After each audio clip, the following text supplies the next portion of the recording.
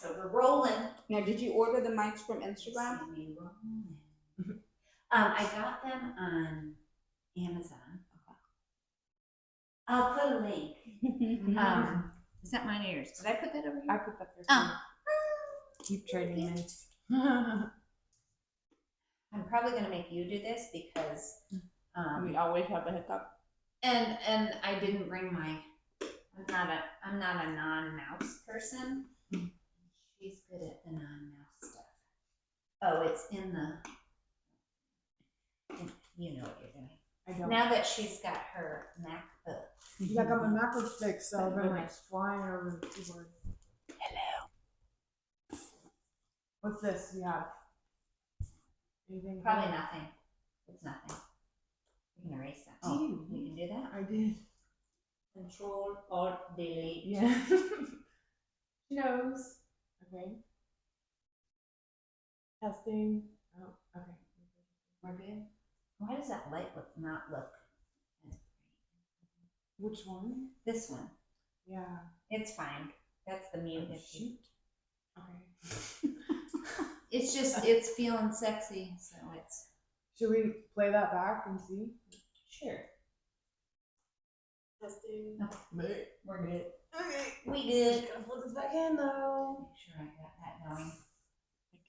Actually, maybe not. Oh, look over. You're good. Oh wait, I wanted to do my little commercial about Thorn products. Oh, not mad. If I have my cheat sheet that I wrote, it's written by a professional, not. So, just so I'm going to put the link of my Thorn for all it's like herbal and supplement together. So you're getting natural as you can get with the benefits of science and earth together. So I wrote this whole thing. This episode is fueled by Thorn. Do you want to record? I guess we can record. Are you no, really? Are you just rehearsing? No, I'm just going to read. I don't care. I'm just going to read it. But then let's restart that one too, because we've got a lot of. Oh, I like Okay. that. Keep it. Cut it out of We're keeping it. No. I'm a dork, and I'm proud. You're proud of the setup process. Yeah, I like it. It's B-roll. I would have it live on one of the socials, but I don't know if I'm quite ready for that yet. We'll get there. But I will wait. I'll wait to say my makeshift commercial. I don't even know if I can read it. In the But I'm dark. gonna try. What, With remember my- that song? Say my name, say my name. Remember that? Mm-hmm. Thank you. Beyonce. Y'all seen that video where she's like, say Beyonce, like ad-libbing, and Michelle's like, I not see it, but who sings it? Is it Hosier? I think he does a cover of it. Say my name. Really? I do it in yoga class sometimes. Like a church version. It Love is. that. I love it. I'll find it for you. Ready? I'm ready. Are you ready? We're ready. I'm ready. Here. We're here. All right, I'll read this silly thing real quick. This episode is quote unquote fueled by Thorn. Personalized scientific wellness. You can get supplements for things like hormones, meaning menopause, or just if your hormones are not quite right, digestion, anti-aging, thyroid health, inflammation, protein and those kind of things, creatine, hydration, yada yada, all that stuff. You can get it all. And if you don't know what you need and you're like, I feel kind of off, then they have tests. They have a gut health test. They have a thyroid, a menopause, all the different tests that you can take. So we'll just stick the link somewhere, wherever it is, show notes or wherever there's like a little comment, something or other for you to look at if you're interested. I have a 15% off code. So that's the link. You just use the link and you'll automatically get 15% off. Thorn. And is it an affiliate link for you? It is an affiliate link for me. Gotcha. So there, I said it. Is our disclosure. Do do what you will with it. I guess that's it. Perfect. Now we're ready. Happy Wednesday. Happy Wednesday. We just did our Ashtanga as usual. And we're feeling, well, I don't know how you guys I'm are feeling invigorated. I'm feeling energetic. I feel relaxed. Nice. That's good. Usually I'm exhausted Usually it's and the pumped opposite. up Yeah, at the same usually I'm time. like, Yeah. Really? Yeah. Oh, I could go run right now. Well, amazing. I don't know if I can do that, but I I could. love that. I could walk briskly. Briskly. All right. We think we know what we're talking about today. We're just going to kind of roll with it. So we run this book club. We have a book club here, one Sunday a month at Lunar Yoga. If you want to join, you can go onto that website. Again, we'll put that in the show note. But the book that we read was called The Four Agreements by Don Don Miguel Ruiz. Yeah. So just a good book. There was a very good chat about it on Sunday. We had some opinions. Some were differing, but mostly just different opinions on it. And it was great. And we got to cover the whole thing. It's a great, easy read. And we're just going to go over the four agreements kind of loosely and how we interpret it in our own lives. So the first one is be impeccable with your word, which we have talked about before with Rachel without the A, talking about her truth and how, well, just that you live in your truth. You can't, like, it physically hurts to live in a lie. Mm-hmm. And to be impeccable with your word about, like, if you don't mean it, don't say it, kind of. That's how I look at it. And also self-talk. That's what I was gonna say. Like that, I agree with the if you don't mean it, don't say it. But also, the new piece for me was the self-talk. Like, if you are talking negatively to yourself, you are telling lies to yourself, and then you create negativity in your life that you don't need. So that's part of being impeccable with your word. Yeah, which was a new way to look at it for me. And living this lie that you are telling yourself, you end up living your lie and you're masking yourself. And again, we talked about masks, masking yourself to other people. And then you kind of end up not knowing yourself. Mm-hmm. Or creating false stories about yourself that then you start to believe. Yeah. Yes. So I forget what else, the examples that other people were talking about. We talked about gossip. So how it is our life's work to minimize gossip and not talk about other people. And if it brings harm, why are you saying it? Do you really want to say it? And we talked about our experiences, which I won't get into detail because, again, I don't want to hurt anyone's feelings. Mm-hmm. But if there's a lot of negativity in a friendship or a relationship, you need to think deeply on it and decide if it's healthy anymore. Yeah. If it's what you want in your life. Truly. Yeah. So. And then I'm trying to think of what else.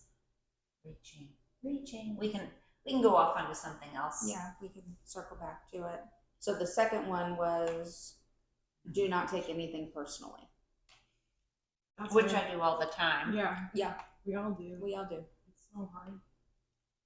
Because it feels like we're talking about how it feels like when someone is negative towards you, like I was talking about the physical feeling where it's like, that actually really hurts me when people are like throwing. You should tell the story about the dog walking. Oh yeah, that's a good example. Yeah, it happened to me the other day on a trail, and it's kind of like one of those complicated, I don't want to drag it out things, and it was just so negative that I just want to give the highest level overview because I don't even know what happened. Like these women were ready to fight. It's like nothing happened, and they were just so awful to me. Like because my dog and I were like, and I'm not good at distances, but we were like really far down this concrete path that leads to the nature trail.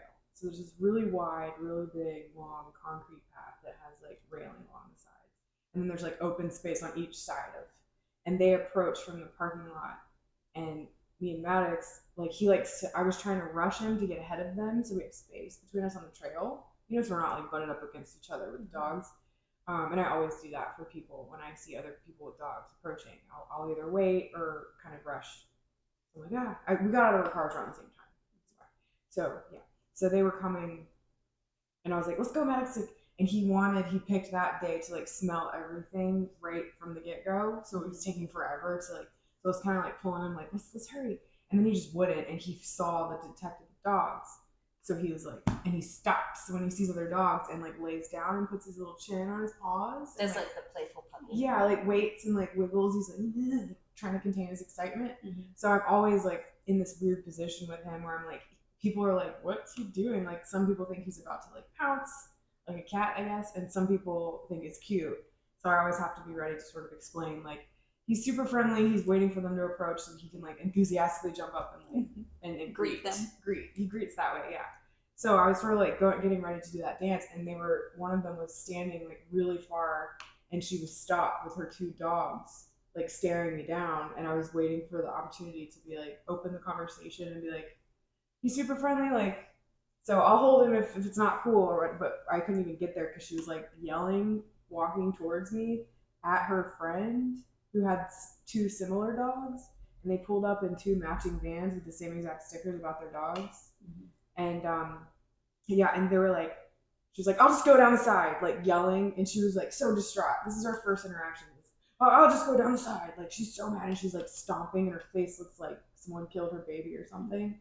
And I was just like, and I was just like watching her while like, because they were like talking about me at me, but not to me, and I'm like right there. So I was just like, he's friendly, like he's gonna attack or something. Like I was like, he's friendly, and she's like, no, he doesn't want to.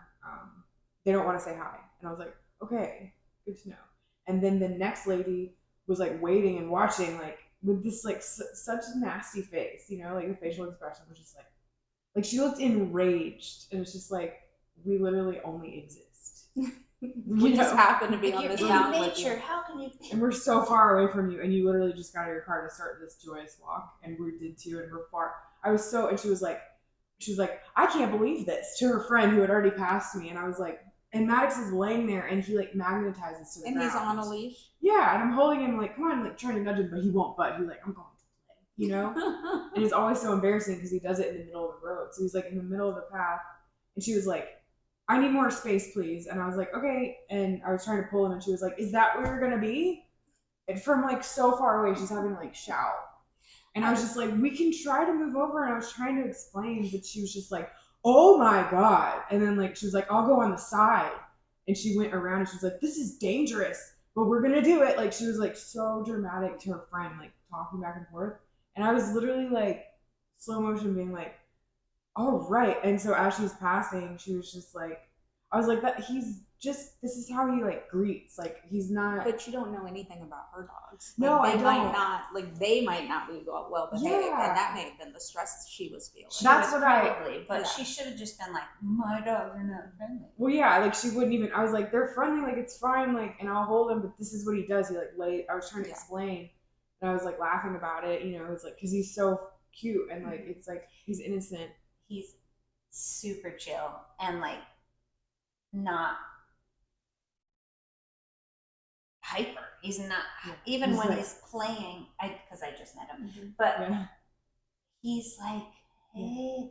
It's so even. It's not even like my puppy. He's like, hey. Yeah, what do you want to get? Yeah. And then he'll like go and he'll play. He'll be like, oh, okay. Like once he gets in there. Yeah. So it was like that. And so as she's walking by, I was like, he's just like a friend. Like this is just how he like communicates. And I was like, not like you with humans apparently. And she was just like, and I could just hear them like talking shit about me the whole rest of the way. Anyway, like genuinely, we did nothing. No one did anything wrong. And I got, and the anger and the like poison they were like shooting at me hurt me, and my whole body, like, I erupted in like stress. I was like, what did I do? Like, I'm in danger. Like, I'm being attacked. Like, I felt that physiologically, like, and then I just felt that poison like dripping all over me. You know, like it's like I can't explain it, but it's just, you know what I mean. I know what you mean. I had a similar one. I was going to meet you for line dancing, and you know that parking lot's a little like weird, and it's dark, and I was in a good mood. I had just been at yoga and I was headed to line dancing, so I was super excited. And I pulled into the parking lot and I saw a spot and I started to turn, and then right at the same time another car came up from the other direction and put on their blinker. And I was oblivious because I was there first, and like it was just a regular parking lot thing. And I thought, oh, I must be in her way. So like I backed up and like moved over to the right a little bit to be closer to what I thought was my spot and create a space for her to go past me. And that's not what she wanted. Oh. And then we sat there for a few seconds, and I'm looking at my phone and like, we're gonna dance. It's gonna be wonderful. Yeah. And then she pulled up and rolled her window down, and in like a syrupy, sweet Georgia Southern accent, she was like, obviously you need it more than I do, so I'm just gonna let you have it. Have a blessed day. And it was just dripping with that, with like, that hatred. With that, you're a dumbass. Yeah. And I had to sit there for a minute because, like, yeah, I didn't really understand what the problem was. So I guess it was about me. But really, her attitude and the way she treated me wasn't about the parking spot. Yeah, right? Exactly. So it's like, yeah, maybe I was in their way, but yeah. Didn't. Like, they took all that energy, and it's totally on them, right? Yeah, so much energy. It's such a waste. Shooting it towards me too, and well, I like but pick all it up. we can do is not pick it up, right? Like, all we can do is be like, this is not like, yeah, that was awkward. I genuinely intended good. They didn't take it as good. I'm gonna go on about my day. Yeah, because you're in a good mood, right? And this is not about me. Ready to be in a bad mood. Yeah, and I just wait. And I sat in the car for a second before I came in and met you and had a little talk with myself because I was like, because I felt shame. Like, what shame. I felt was shame. That's like I had done something wrong and I deserved that. It's shame. It's that hot, sticky lava that drips from the top of your head like down to your throat. Yeah. And so I had a little talk with me and I was like, you didn't do anything wrong. Like, it was a miss. We didn't understand what each other were doing. It was her choice to be ugly about it. Right. And then to be ugly in like a nice voice that wasn't nice. Like passive aggressive. It's condescending. Yeah. And then I went in and we danced and I had fun. That was fun. Thank goodness, right? And you just forget all about that fake nice lady. Yeah. Fake nice lady. I had something come up too for me the other day where I just was feeling a lot of shame in general, and it was yesterday because I told you, it was like, I've been sitting in, as we were talking about what's been going on the last night, I was like, oh, okay, I've been sitting in shame and guilt. Both of those emotions like very clearly came to me that those were the exact things I was feeling, which I took, it sucks because I'm in it, but I took that as such a good sign of like my growth because I'm identifying exactly, I'm not just like, everything sucks and I don't, you know, it's like, okay, I'm still working through some shame and guilt, and that gives me a starting point to like dig down into the cause of specifically what's pinging it right now. And I was able to, I'm still feeling it kind of, and I'm going through a lot of stuff right now, but like I was able to in the moment, like for some reason I was just like going from my middle finger with like my 3 fingers in my opposite hand to my palm to my inner wrist and up to my elbow crease and just up and like swiping it like this. Ooh, and it's doing it now. I did it because I was in a moment of feeling it to the extreme of like boiling point of like meltdown, like worthlessness, you know? And I just did this and it like, I felt called to do that and it soothed me because it didn't feel like my hand. It felt like a mom. I was just going to say, like, when I was 17 and I worked at a daycare center and some of the kids that couldn't fall asleep, we would do that to them. From their hand up? Well, and that, but you started that way and you'd go back and this way. And my aunts used to do that to me. Or rub the eyebrows. Oh yeah. Go right to sleep. I do that like when, I don't know if my mom did that to me, but I will do that You know who else does that? Hmm. Alec Baldwin. Watch now. You won't be able to unsee it if you ever see him in a movie. He's he like, just rubs his own eyebrows. yeah, like as Yeah. he's acting, and it's in different characters. So I'm like, I wonder if that's like his tick or tell or whatever it's called. Or his like self like I'm gonna calm myself, self-soothing. Yeah, I had someone I worked with. Actually, we were just talking about Up and Coming magazine. Oh yeah, because I used to work for a place. There used to be like a local magazine here called Up and Coming. Oh, okay. Get it? Got it now. Yeah. And she remembered it, so that was cool. Because anyway. Why was I saying that? Oh my gosh, we're doing this. yeah. Well, you were telling the story about this. Yeah, but then it went somewhere else. Oh gosh, magazine. Tells. Self-soothing. Yeah. It's over. It's gone. Damn. Maybe it'll come back. It's gone. It left. But yeah, I found that doing that, it like I was feeling all the shame and stuff. And usually when I experience shame and guilt, it's usually both at the same time. It's like a nice little package of both. And it's like it materializes in the form of rage. It's like it bubbles into rage. It's a lava, it's a fire, it's like a heat. And then when the rage is expressed, that's when it breaks the dam, and it's sad. It's like deep grief. Well, and so often anger, rage, acting out is tied to grief, shame, Yeah. sadness. Like, yeah, not anything explosive. It's usually just like despondent or like worthlessness kind of, I think. Yeah. So it was in the anger part where I was getting like angry, and I started doing that, and it like broke it open, like broke my heart open, which I don't know why I don't like saying that, but because it feels weird. Like breaking your heart open sounds, to me, it always just sounds a little like, it's a little awkward. It's like, I don't want to break my heart open, you know, but that is what it is. It's because we have like so much armor over it. So we have to break. It's not that we're breaking our own heart. It's that the you're breaking letting armor. it shine. Yeah, opening up Yeah. around it, and it hurts because the protection actually feels good because it's so familiar to us. So in those moments, I like to think that when I find those things I'm self-mastering, like self-soothing, and it actually changes my vibration. You know, it changes my energy, and but it doesn't feel good. Like I don't want to. I'm not even like. It didn't fix anything, but it helped me reframe me in time and space so that I didn't spiral in that moment, and I could have easily spiraled. You know, So that's your tools working, right? I guess so. Are you countering those negative thoughts with the truth?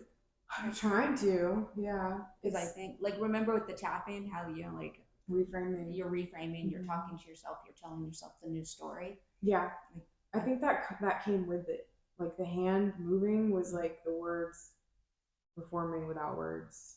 Does that make sense? Yeah. Because I couldn't like necessarily be like, you know, I'm trying to think what it was, but I couldn't necessarily be like take a specific example in words and tell you what I transmuted, but that it was almost like the light language thing where it kind of just was automatic, and whatever that motion and the combination of the motion, the sensation, and whatever was going on, being receptive to it, like smooth something out, I guess. Maybe it'll it didn't make me like grow into something because now you know it works. Yeah. Now you can add to it or see what comes up. I'm gonna see if you can. It almost like find the words while you're doing it or something. Yeah, to be able to say it, because it was like it felt like truth. Like it didn't feel like I was doing it to myself. It felt like a soothing, like it was like the feeling of the sound of that you get when like a mother is soothing. You know, like the intonation is like like a lullaby. Yeah, like it's gonna be you know, like so it was like that, hearing that and getting that nurturing just through whatever was automatically wanting to happen. But it because I can feel it now. It like it goes so it goes from here across into the heart center, the heart chakra, and it like oh, okay, wow, what a breakthrough. I feel it like it's your chakras are supposed to spin or whatever, or they're not supposed to. It's up to the individual how they visualize it, but you like to think of it as being open, meaning it spins. It almost like cranked it. It's like it's rusted, like an old clock tower clock is like rusted, and some like purple silvery magic like dust came in and like landed on it, and it went. It's starting to spin. Yeah, so it's like it'll You're like, it'll like.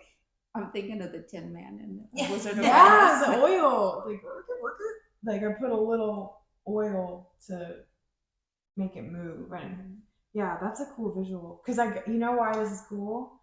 Because I just got my computer fixed, and so I have access to where I left off this time last year, and I got to see some of the screenshots of like of that I took of like my journey of just like seeing what you have on your camera roll from a while. But you're like, what was going on there, And the first thing that popped up on the big huge screen was this like I still don't know what it is, but it was this incredibly ornate art of rendering of like a metal golden heart, and there was like green emerald like shining through it, like or like liquid almost. It looked very like steampunk, like post-apocalyptic, almost like futuristic. And I don't know where it came from. It's just a giant screenshot I have with like no context, but that's what I just pictured. Is like a big metal thing that has like a green liquid in it, in the heart, and the hearts and the anahata is green, the heart chakra. So it's like I saw the metals around it like lubricating and trying to start working and start making a mechanism out of it again, because it's like it all froze in time and like rusted. You know what I mean? I need to do some art. Yeah, that's so sounds cool. like it. So yeah, I guess like that was a self-soothing thing, and it didn't give me an immediate like result where I'm like, I feel good right now. It didn't change my like dopamine chemical balance. It just gave me like something deep inside. I think that's the goal. That is the goal. That's cool. I wanted instant feeling. Yeah. I want to be like, see, look, the progress. But it was just like, okay, you feel a little bit less shitty about yourself. Let's go. Let's move on. And I got to cry. And I also saw a video last week of what tears look like under a microscope. And it's like, very beautiful.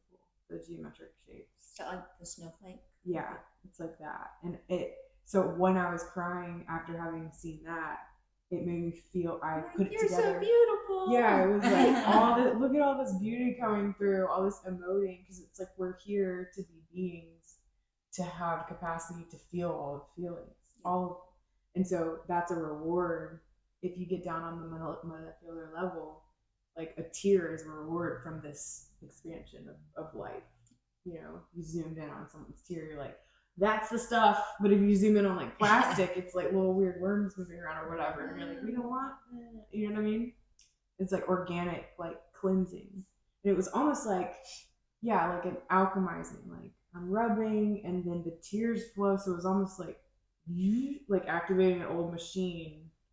It's like turning on again and like working. I just pictured like Willy Wonka, like something's like cranking up and turning and like all the things are whistling and it's like and then it just like went back to where I'm at, because I'm not going to turn my old ancient knowing back on all at once. Right. It's just like you get little pinpricks. Thanks for letting me rant. Yeah, feels good. Yeah, so I think we're the 4 agreements that ties into that. Is we were talking about how people treat us is not to take that personally. And so I'm just trying to, I don't know, maybe it's some part of my college or education where it's like, I feel it's important to come back around to where I went off. Where that started, yeah. Oh, I know why. It's because one of my exes told me that I speak in spiderweb instead of like, so people are like, oh, you talk in circles. He's like, you speak in spiderweb. Like it goes so many places. Which can also be a circle. In the middle. So I'm bringing it back around with, being treated by others. It's not always about you. It's not about me, but that doesn't mean that it doesn't affect us, and we don't need tools to regulate ourselves after an interaction like that, like you in the car. Yep. Yeah. Because it does sometimes. You get sucked in to somebody else's story. Not about Well, and that's the work, right? The learning how to be in a place where we're not impacted by what other people are doing. And it's hard because we live in this system and we engage in this system and we have to survive in this system and be in this world but not of it. It really feels so biblical. Like it well, it is a Bible quote, but it feels like people are. I just got a vision because I've been running into people like this where I'm just seeing like nasty stuff, and I didn't really notice that much before. I don't think, but or maybe it's just crossing my path. I don't know, but it just feels like I picture like people are sunk into this. Like when we shut down, everyone was like very reliant on their screens. You know, that's where we went. All the news came through there. And I was telling you today earlier, it's like so hyper personalized that it's impossible not to see the value in using it every single day, all the time. Like it's almost impossible not to engage. And it's like we got so sunk down into this identity that was being reflected out of this black mirror, you know, it's actually there's strings being pulled on the other side because I went to school for and my career is based in learning how to pull those strings and people's emotions to get them to make big purchases. And it's like I know that's what our country is like founded on, but it's a little hard for me to work in that, knowing that I'm just manipulating people when I don't necessarily agree with what the financial exchange is about, you know? Like I think that the systems are very great for what I want to do in the world. I need these systems, capitalism, like in marketing, I need all that. So I just think that anyway, where I was going with that was I feel like we're all very hyper, like we have our own individual relationship with these technologies and these channels and these messages that are super tailored just to trigger us emotionally in one way or the other. So the fact is we're not all living in the same reality. We're living in our own hyper realized reality based on our preferences and our privileges and our views, and then what's around us in our micro communities. So I'm walking around seeing that we may be in the same geographical location, but we're also separated, and it feels like a lot of people are in that lane that was provided to us during our lockdowns, where it's like, here's all your tools and here's all, get your news preferences, you know, and it locked us into like this little cycle. And I don't think this is true for a lot of people, but I think for the majority it is, because I've witnessed it around people that have not evolved with me, that have stayed the way that they were when they entered into isolation. And I see that it feels like people are eating from the same poisonous tree. So I would say, or I would counter, that technology only magnifies what's already there, and that human nature and the way our brains work creates these individual realms where I live here and I'm focused on these things and I believe this story because of my experiences. Like everybody experiences things differently because of the way our brains work. So like I get real thoughtful when I hear people blaming it on technology, because I think technology magnifies it, but I don't think technology created it. Yeah, because it was there before the tech. Yeah. Right. And that's like, I always push back when somebody tells me that the world's at its worst place right now, and because of lockdown, that's why things are bad. Because things have been really bad in history. We have always had things to overcome, and it's a pretty damn great time to be alive. Like, you know, yes, there's some things happening that are, you know, that I would like to be happening differently. But I also, you know that, you know, science and technology and medical care and, you know, the fact that we know how to wash our hands and not die of infection or bacteria after a surgery. Like there are some amazing things that technology has brought us. So like I try to balance those two pieces.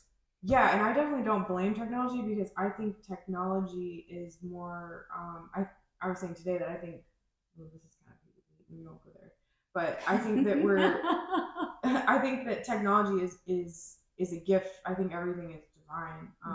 I just think that the individual human, like, I don't think that we've been guided on how to blend technology with our organic capabilities. And I think, in fact, on top of that, our organic capabilities have been suppressed. Like our abilities to communicate as humans and do what we do innately without the help of someone showing us how to do it. I think of yoga, just of how to move without blindly watching someone on TV, like not paying attention to yourself, just to pump. Is how I felt. I treated my body before, like I was like an animal, just like yes, make it better, make it smaller, make it bigger, make it better. But I wasn't like connected inside, so it feels kind of like that to me, where it's like if we were all connected inside, we would know how to use technology to enhance, not to like. And we all have autonomy now. No one's telling us how to use technology. Right. Yeah. But I just feel like when I run into these people who are lashing out and living in this bitter, lower vibration, it feels like they're just on the tech autopilot of like saying and believing whatever they're told based on their little individual micro bubble they live in. And I'm saying that, and I'm basing all this off of those dog ladies, because I'm like picturing like they're probably in these little groups. They have the same kind of dogs, and they must be like, like clearly. So I street think dogs. this brings us to the next agreement, which is don't make assumptions. Yes.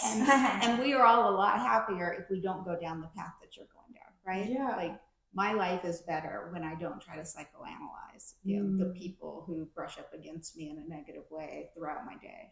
And they were making assumptions about you and your dog. Mm-hmm. Yeah. And that's what was making them unhappy, really. I mean, oh my God, that dog's in my way. She's probably gonna let her dog come up to my dog and sniff it or whatever. Probably, yeah. So we walk We don't around want this that. world making assumptions about everyone around us, and they're making assumptions about us, and then we can't connect. And then I go back to what I say all the time. I believe that the misery in this world is tied to lack of connection. I think even the people that you're talking about who haven't figured out what they need are hurting. Yeah. Ooh, yeah. And I guess, yeah, that brings me back to my conundrum of like, when someone's hurting, I'm supposed to take their poison and like alchemize it and turn it into love back to them, right? yeah, You don't have to take their poison. Like that sounds so like sacrificial. I don't think the call is for you to sacrifice yourself to give it back. But if we look at this particular book, it's don't take it personal. Don't let it turn into poison for you. And there was something we were talking about, and I forget what it was. I think it was the Pema Chodron book, right? Yeah. Yes, it was. You're not taking their poison, but you're absorbing that energy and turning it into love or something. You know what I mean? Like it's not. Like you're not hurting yourself to be like. The call is not to allow yourself to be hurt, or like you still have to be okay. Yeah. But it's to not go into that negative space. Like like I can sit here and be positive no matter how negative you're being right now, right? Yeah. And I don't mean to be a negative. Like I'm just saying, like it generally. Oh yeah. You're right. That's the call. And that's why it's so hard, because it's easier to just mirror back. Yeah, it's so easy to be reactive. It's much harder to make the decision that I'm not going to engage in this. Yeah. It's really hard.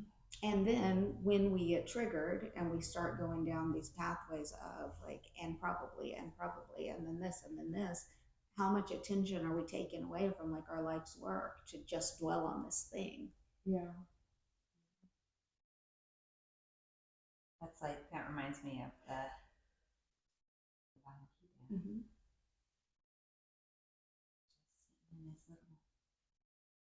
what it's called? Chariot. Yes. And he's like, oh my God, what am I gonna do? Yeah. And he's just like stuck, frozen. Right. He's terrified. Yeah, that's how I feel. Okay. Me too. Or like there's too many things to do, and I feel like I'm like just walking back and forth, like I don't know where to start. Where do I start?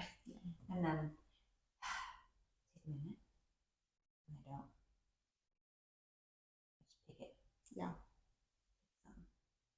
No, I definitely do the same. Like when I feel myself not like, I have too much to do and I don't know how to get it all done. Then I just take a minute. Like I'll go upstairs and get a glass of water. I'll go walk around the block. I'll go sit on the front porch and wait for a hummingbird to fly by. And then I'm like, okay, now I'm a little more clear. I can start again. I want to know what you guys think about like something that came back to me was the idea of when you don't know or when everything's going wrong, just be of service. Like I've heard that a lot, and I want to know like how to be of service when you're like down and out.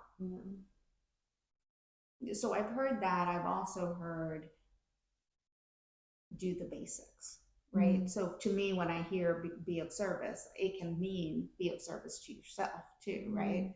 So take a shower, wash the dishes, paint your toenails, like just do something. I like that. Yeah. That's helpful. I want to be ultimately, I want to be of service. But it feels like when you're in survival, it's hard. Yeah.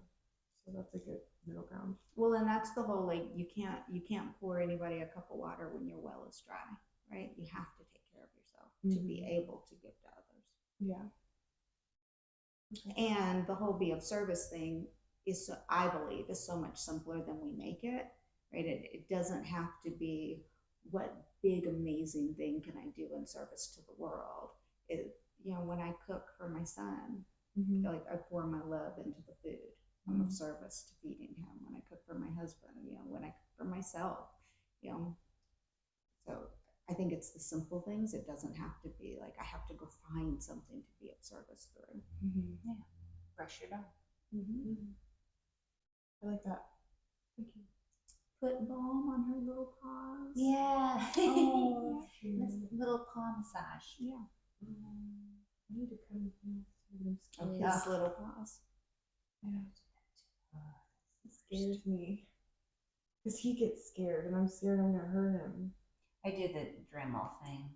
I've given up on that. We have two dogs. One of the dogs is very has fear aggression, and he's terrified of getting his nails clipped. So he just walks the earth with gnarly nails. That's sort of how Maddox cuts his own nails with his teeth. Like he'll chew them. You'll hear him like he goes in. Weird. What about the other one? She just loves attention. She'll lay there. And she's the girl, and so she lays very cute. She's adorable. Oh, princess. Oh, I love that. I'm having a crisis at home, but of my own making. But we bought these sweet potato treats for them, and they're all different sizes. So like when I reach in, I get one huge one and one little one, and then I'm like, who gets the big one? Gotta make a decision. So I try to swap. But we were at the grocery store. We had been buying like these dentist stick things, and Ashley, my husband, looked at the label and was like, there's a bunch of preservatives and crap in here. We need to get them something healthier. And so we went to the store and we found these treats that just have sweet potato in them. And I was like, these are them. We should get them. He's like, are they going to think we're assholes? May take some adjustments. They're goats. They'll eat anything. That's my dog. They're just happy that we're giving them treats. Yeah. Same. Food driven. Yeah. Yeah, they love them. And they don't even notice that one's bigger than the other. They don't? At least I keep reminding myself of that. I feel like mine would know. Like, I'm calling this to counsel. Like, I'm always like, I try to swap. I try to remember who got the better thing last time. Yeah, I totally try to remember. And Rich will give like one of the dogs will be begging, he'll be standing at the fridge eating like blueberries or something, and one dog will be like, are those blueberries? And the other dog's like laying on the couch pretending not to watch but really watching, like, is that that is messed up. So, and as soon as he does it, I'm like, oh, now you did it, now they're pissed at you. And he's like, no. So then he has to he evens it out. It's fun, but it's so funny. I'm like, she saw you. You're in trouble. They're so cute. So we have a turtle. His name is Sam. Oh. And Braden inherited him from a babysitter who went off to college. And I didn't know this when we took the turtle, but turtles live like 50 years. And this turtle, yes, he's a commitment. His name's Sam, and he's bonded to me. So like whenever I walk in the room, like he's the most affectionate turtle. Oh, like, it's so beautiful. He jumps off of his little rocks that he suns on, and he swims up to the edge, and he just he's like asking for treats, and I'll drop a treat in, and he's so excited he'll kick it away with this little flipper, and then I have to be like, settle down, it's right there. Oh, like a dog. Oh my God, that's so cute. It's so bizarre. I had no idea turtles had so much personality. Yeah, they're so wise. They're like, I heard something this week about turtles where I was just like, what am I listening to? But it was like, they're so wise and like, they like, I don't know, they're like resilient and there's some other values thrown in there, but they're like saying they're really like highly spiritual beings. Wow, I love that. Like very highly communicative. So I think you have a little spirit turtle. Yeah. We also have a rabbit that our daughter, spirit rabbit. Our daughter left with us while she went off to college, so we take care of her. And every morning I hear my husband walk out onto the back. She has a high-rise apartment on the back porch, and he'll walk out onto the back porch and he'll be like, "Good morning, Stella." Rabbit. Oh, That's cute. And she's the same way with him. He gives her yo chips. They're like little yogurt chips, and she's like, "Give me my yogurt." Yeah. Oh my God, that's so funny. That's so weird that you said that about the turtle and the rabbit, because this week I also went down a rabbit hole because I saw a person on Instagram that has a pet rabbit. He's in the UK and he's like this like thug looking dude, but he has this like really cute rabbit and all his videos are him with this cute rabbit, and it's like climbing up on him and he's like, you know, and it's just like giving him little kisses and stuff. And he makes little organic rabbit treats for a living and like ships them out. And I like went down his whole page for like 20 minutes, so I know everything about him. But rabbits, and then there was also that thing about turtles being really wise. So my son is a gamer, and he has a gamer friend that lives in the UK that he just knows from online. But the gamer friend has chickens, and he like the chickens, like he loves them. They're like pet chickens, not food chickens. And my son can tell me at any given time, like, what's going on with these chickens. Like, one of them's not feeling well. Like, Becomes your whole life, I guess. Yeah. Yeah, bro, I'm going to sign off for a second. I got a sick chicken. That's so funny. Have you seen the guy on Instagram that makes, like, Michelin star meals for his dog? No. And the dog, and it's like ASMR, like Oh, like the dog's like drooling and like it's like reverse ASMR for me. Yeah, and it's making all this noise, and the dog is just like, when he's watching it all, it's so cute. And I mean, it is like, and he does all the like chef And the stuff, dog's just waiting, like patiently, but like. This is great. I'll try to share. Yes, Sorry, like, share slow when you motion. find one. It is the best. I mean, the dog's face is like, oh my God, is that for me? That's so sweet. So blessed. Yeah, I love that. cool. All right, so we did, the last one we did was do not make assumptions, and the last one is always do your best. Another one I have to work on, but I do. There are some things I. And that ties back to being impeccable with your work, because if you're not. And I'm going to challenge you on that, because I watch you and you do your best. I think the thing that we have to give ourselves some grace on is some days our best is 150%, and some days our best is 75%, and that's okay. Yeah, that is true. Mm-hmm. My husband and I talk about this one a lot, around do your best, always do your best, but let go of the attachment to the outcome. Like, just be attached to doing your best and let go of the need for it to result in something specific. Yeah. because all we can really control is what we bring to it, and then the rest is out of our hands. I do okay with that part, Mm-hmm. but and sometimes like the part where I just don't care, like keeping the house perfectly clean. I'm like, that's not like if there's stuff on the floor at 10 a.m. Mm-hmm. I'm not gonna go around and clean it up. Where maybe before I would have. Yeah. But now I'm like, we go in and out of that house so much that's not doing my best is going to drive me crazy. Like doing my best to keep that floor clean is like not. And I think that's for me. level setting priority, right? If your priority is not to keep that floor clean, then that's okay, right? But somebody else's priority might be to keep that floor clean, or have maybe me keep that floor clean if they're busy.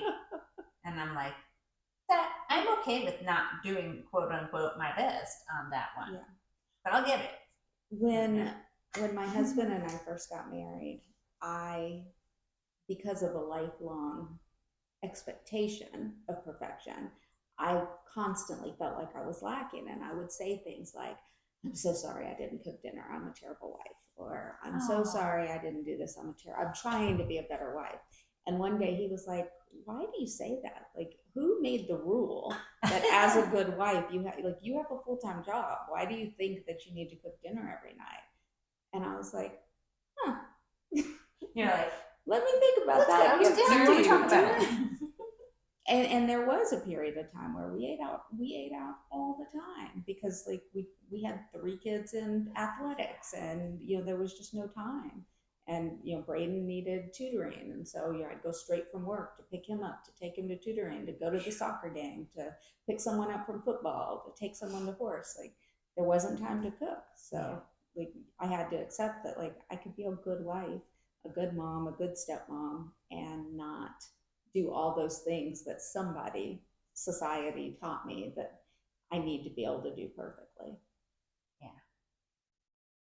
Society. Whoever they are. They put those expectations up there, didn't they? They put them in here. Way up there. I used to like if I would like sit down to relax on the couch and my husband would be away picking up kids from something, when I could hear the car pull up, I would jump up and appear busy. And same thing, I had to really evaluate that. Like, why don't I think that it's okay for me to sit down and relax, or sit down and read a book, or sit down and take a nap? Like, why is that not okay? And I've done a really good job of reframing that. I do that still, but not for that reason. Like watching Rich work so hard all day long. Yeah. And I'm like, whew, I'm tired. I'm gonna take a nap. And I'll like be watching TV and just taking a nap, because I'll wake up early if I hear him getting it. You know what I mean? Like, so I'm like, ooh, and I hear his door, and his door is like when it opens, and I'm like, I'm not coming. Yep, that looks good, because I don't want him to be like, like, I wish I could take a nap. So tired. So I'm like, I am awake and miserable, just like you are. I love that. Ashley is a constantly moving force as well. Like, he can't sit still. He needs to walk. He's always moving. And over the years, I've gotten a lot better at like I'll even say it out loud, like, oh, it's 2:00. I think I'm about ready for my afternoon nap. But you go ahead. or I'll say, like, is there anything you need my help with? Yeah. And then if I get a no, like, you know where to find me. Yeah. And I'll say that to him too. Like if he's around, like if he's busy, and I just feel bad for him. So I'm like, I don't want to make it look like I do have a great life. Sorry. But I'm like, oh, it's miserable down here. or whatever. No, I Just get so he's not feeling like he's missing. So he doesn't have FOMO. But yeah, but I forget what. Oh yeah, if I'm like, dude, I'm so tired, I just gotta lay down. Sorry if you see me, and he's usually like, oh, if I could, I would too. Yes, you go ahead. But I feel bad for him. So then No, I get it. But I don't feel like he would. He's also a Ever. workaholic. Yeah, I don't think he would judge you.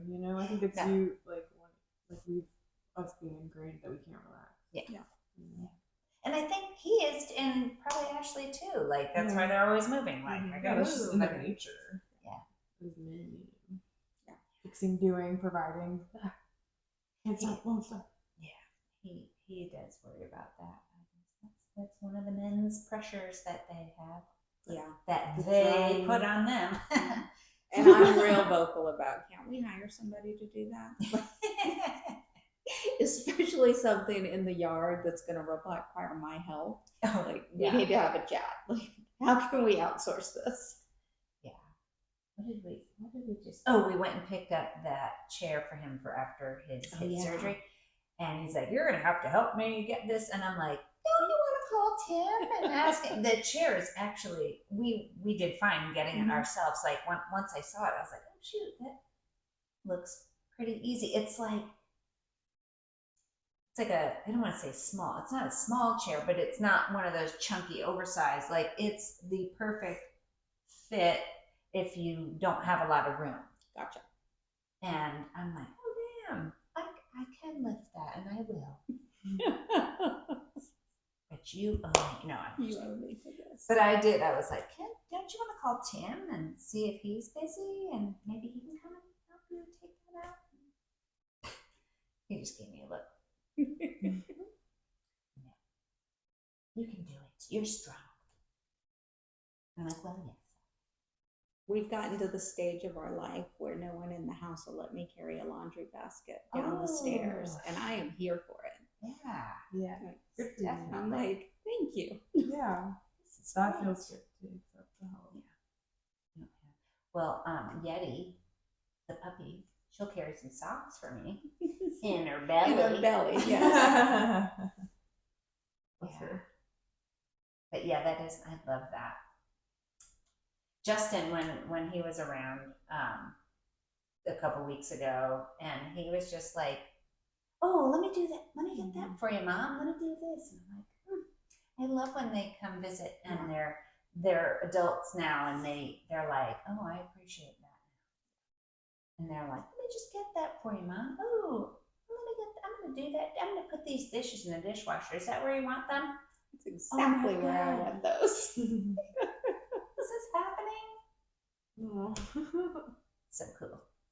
Yeah, it is totally nice. The older they get, the more conscientious they become. Yeah. Braden's really good about that. But yes, he does it in this voice that like reflects on me as like I'm somebody's like incapacitated grandmother. So I do catch myself like, oh, I can do it, but then I'm like, no, let him do it. Yeah, you're like, I am. Yeah. Maybe. I'm practicing. Just in case. But yeah, but he's so sweet. He's so attentive. He really is. Love that. Makes my heart warm. He is a good little human. Yeah. Oh, he is. I can't wait to watch him enjoy Italy. I know. I'm excited about the trip. I'm excited that he's coming with you guys. That's awesome. Yeah. And that he likes yoga, so he can do that. He can do the yoga. He's excited about Pompeii. We've been doing Roman history, so he's excited about Rome. Oh, yeah. He's awesome. Yeah, it's going to be a great experience. We're going to miss you. Yeah, I'm still too. I have no idea where I'll be. You got to go to, where did you go? You were saying, Israel. Yes. Wow. And like the whole 7 years ago. Yeah, we rode bikes from Jerusalem to a lot, so that was pretty cool. That's awesome. Yeah, if I was telling her, it felt really biblical. So like, Yeah. you know, My mom's like dream was to do a pilgrimage to Jerusalem, and they had booked it for 2020. So of course it didn't happen. And then the tour company kept pushing it out a year, and now they just canceled it. So I don't know if it's going to happen for her, which, you know, with everything that's going on over there, it's unfortunate. Yeah. Yeah, I guess I feel lucky that I got to do that before, because we don't know what it's gonna be like. Could change a lot. But yeah, it felt really like spooky kind of. Just because I was raised Christian and my boyfriend's family is Jewish. My ex-boyfriend's family is Jewish, and so it was like an interesting experience. I wasn't super practicing anything at all, but at that time, I got to go. Some Rachel. I got to go to the place where Jesus was crucified, and like all the other people like were like where he was supposedly like everything was like allegedly this is Jesus' story, you know. It was just funny.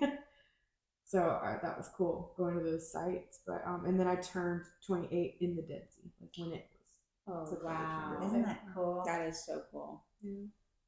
It always makes me think of the show. I love this show.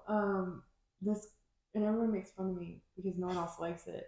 But I've watched it over and over and over. It's like that show where every time I'm in a certain place in life and I watch that show, like there's a metaphor involved, and it ties all the Disney. What's the show? I'm gonna try. I know. I'm like it ties all the Disney and Grimm's fairy tales together. Oh. And Once Upon a Time. Yes. And everyone makes fun of it. Like my friend who's a mom, I was telling her about it recently, and she was like, "You mean the one with the shitty CGI?" And I was like, "It was what they had to work with in 2010. Give them they were doing their best. Yeah, they were following the Four Agreements. No, I'm not making fun. I like that one. I love it. I love the concept, but the main character goes. It's like prophesied that she's on her 28th birthday, like. She's gonna be drawn back to where she came from, and I always think about how I turned 28 in the Dead Sea, and ever since then, these last 7 years have been like the worst. I mean, I've had like the most fun, and it was just been very like the best and worst all yeah, the same like the down and the downfall. Like it looks like my life ended to the outside to everyone who knew me before, but I know I'm in the mud because I'm a lotus. But, That's right. I'm going through my. But it still feels like I feel like a total failure right now. I can't even lie. But yeah, like I think it's so like romantic and I don't know the word, but it's very like poetic of the 7 years of that happening, and sometimes I think it was like a curse or something, you know, like the 7. But I feel like it was like an initiation because I ended up like. Right soon after that trip is when I ended things with him and moved out and jumped out in a really scary way on my own, and like it was really scary leaving all that security because of I was telling you this today too. It's like I'm dissolving the security that I belong in the world. Like it's like everyone was judging me, saying I was like selfish and stupid and like and I was a bad person. Yeah, and that I was like selfish and like. Just it was not a very good. There wasn't a lot of alignment on what I was projecting outward and what I was feeling inside. Like it was very chaotic, and I was, judged pretty heavily for leaving the security of having it. It almost felt like I was not worthy of standing on my own after I saw how a lot of people in my life reacted to me choosing to find myself, no matter what method I chose. That's what I chose, and not a lot of people supported that decision, and it made me feel like my only worthiness was because I had someone standing next to me at events. You know what I'm saying? And that really, I felt a lot of friction in that feeling before it ended, and I just started feeling a lot of pressure, and then it just felt really wrong and confining, and it just felt like I was making a big mistake, like going forward with that relationship. It was probably a good decision then. I think so too, but I still, right now to this day, it's like when I get into these self doubt and self like loathing loops or whatever. I think, yeah, and I'm a horrible person, and it's like, but I chose discomfort and growth, like unconsciously, because I didn't know that's what I was choosing at the time, over security and conformity to what people wanted me to do. Well, and I think what you did was really brave. Yeah. I mean, I have the opposite story. Like, I knew that I was stepping into a marriage that wasn't good for me, and I did it anyway because it was what was expected of me. Me too. But you have this I have this amazing. security. Oh, no. My first marriage. Oh. Yeah. Well, I mean, in that moment in your life, though, the choice is made because you have this security of upholding what you're supposed to be, right? And so that's like a warm blanket that when you give it up, you don't know how to find warmth again for a while. Like I literally sacrificed all the comforts of that security. Well, and I would tell you that in choosing a relationship I knew in my heart was bad for me, I gave up that security and comfort and feeling of belonging for 10, 15 years, right? So like, it didn't match up. Yeah.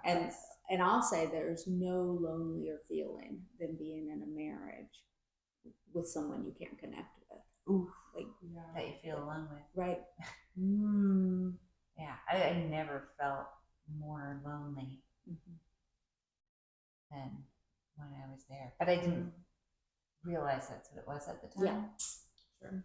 But I did say to myself when I had Justin, I'm like, I feel like a single mom. That's hard. Wow. It's weird. But because you have the security, but not really. Right. No, I had no like you make the decision because you think that the security's there, and then it falls out from under you. So you're like double screwed. So back to your decision to step away from a relationship that wasn't working, like regardless of what anyone thinks, that's brave. Yeah. I think that too, but the belief gets clouded. For whatever reason. And they're seeing it from the outside. Yeah. And it could be as simple as not being as sexually attracted to them as they are to you. That is enough of a reason to be gone, let alone the gajillion other reasons to make that choice. Oh, wow, yeah. I think so many people are, because I was there. It was like, oh, no. When I realized it, like, and I think a lot of people push past that for the security too. At least people I know. Yeah. They're like, we're just, it's too scary to be out there alone. I always think of when Harry met Sally, and when the friends, they go on a double date and they fall for the opposites, and then they're stuck together again, not liking each other. And so those two are in bed together, and are not in bed together, but they're like, a scene is where they're in the bed and there's the phone, because it's the 80s. And they're like, who is it? They woke them up, both calling each other, their friends. Yeah. Being like, we got in a fight and we slept together. And they were like, no. Ah. And they hung up and they were like, please never let me go back out there again. Right. And I watched that when I was like 7 years old to like a teenager. And that was my idea of right, what you were trying to find. Yeah. And so I was like, I never want to go back out there again. So it was ingrained in my head to find something and keep it. Yeah. As if I'm not worthy of like seeing what's out there and being gentle and like being myself and letting people come to me and not being like, I gotta find someone so that I'm safe in my early 20s and grab them and go, I'm safe. And it's like, a lot of times I'm like, maybe I would have felt more safe these last few years with someone, but something wiser than me is what pushed me out of that relationship, because it told me in the back of my head that like, I don't know how you're going to do this. Like, you're going to barely survive, but you have to leave because you're about to go. I knew there was some darkness inside of me that needed to come out and figure it out. And, like, there was just these dark places I would go to that he couldn't help me with. And it made me feel so alone. Like, he would just, like, he had, like, this perfect life. And so when I would cry, I'd have these cycles of crying because I was so deeply wounded. And he would just, like, and he would get weirded out by me. He would get like almost not disgusted. He's such a kind person, but like he would just be so uncomfortable, like that it made me feel so unseen and so unworthy of existing. And it was like, I don't know if that was selfish or not, but I knew I couldn't rely the way I needed to on this person as a partner to help guide me through the darkness that I was about to go through. I had no idea that I was going to go through that. I did a lot of like stupid stuff between leaving that and coming to the healing side of things, but yeah, there was something in me that knew that I would destroy him through that process. Like, he would be crushed by me trying to support me because he was so like innocent and untouched, and like he had such loving parents, and like he was in a little bubble. It was, there was like nothing bad had ever happened to him really. So I just was like, I'm too dark for you. And that's when I went down into my dark descent of like, I belong in the darkness. So I'm just gonna headbang here until my head falls off. So anyway, I love that. I'm too dark. I was scared to hurt him. Are you dark and twisty today? I always think of Grey's Anatomy. Grey's Anatomy, Yeah. I'm very much that. Or I was. I don't know. I feel like it right now. But yeah, I've seen a lot of bright light out of you. Yeah, I'm gonna say you can't have one without the other, Okay. but I wouldn't We're all be like, oh, that dark girl Rachel. She's just feeling dark all the time. yeah, that's how I feel about myself. I do. I literally like people are probably like, oh god. Like one time I was at a concert, like it was like a dirty little underground like metal show, and I went. It was on like a Wednesday night, and I went by myself, and I was sober, and I was just because I needed to like headbang, like I was like raging, and I was just standing there with my water, like watching the crowd, waiting for the main band to come on, and this guy came up to me and was like, "Hey," like talking, and I was just like, "Hey," he's like, "No offense, but like I would not want to mess with you in the mosh pit." And I was just that's good. Yeah. Like I had like these guns, and I just had this face like, dang, dude. I don't remember why we were talking about that. But yeah, people were like scared of me. I got to that point in life where like dudes were like, whoa, don't piss her off. So that's it. All right. I'm so grateful for you guys. Feel grateful for both of you too. I think we have some great conversations on and off the microphone. Yes. And I'm always like, oh, we should wait. We could put that on the podcast, and then I forget. Yeah. Come up with something else. But yeah. Well, next time we'll talk about, I don't know, something good. We'll figure it out. I'll be in a whole different place this time next week. I just know that. I believe you. Really? Thank you. I believe you. I feel it because I'm just in a down. A lot of bad stuff's happened to me, and it feels like I'm being positioned for something like that. Something big's coming. A lot of things are getting ripped away from me. It's like, okay, all right, surrender. I trust. Yeah. I actually mean that. Wow, that's so healing. Connection. I thought you're doing that, and you're like, it's working. I know. I see it on your face. I'm like, oh, well, something happened. I'm like dropping my mask of like, wow, I know like when things aren't going well for me, it's like things are happening usually for me. To me. I'm talking about my phone right now. that's gonna get resolved tomorrow. Yeah, that's gonna get resolved. We're gonna figure that out. Yeah. So it's funny because this week has been so bad, and I know I'll listen back because I know next week I'll be in a different place, and I'll be like laughing at how big of a deal I made everything. Next week, I know. What is it? Herbs? Maybe. We're starting an herb business on the side. If you guys need any herb. We're still working on the marketing, sorry. And the PR. It's not perfect. It's all legal.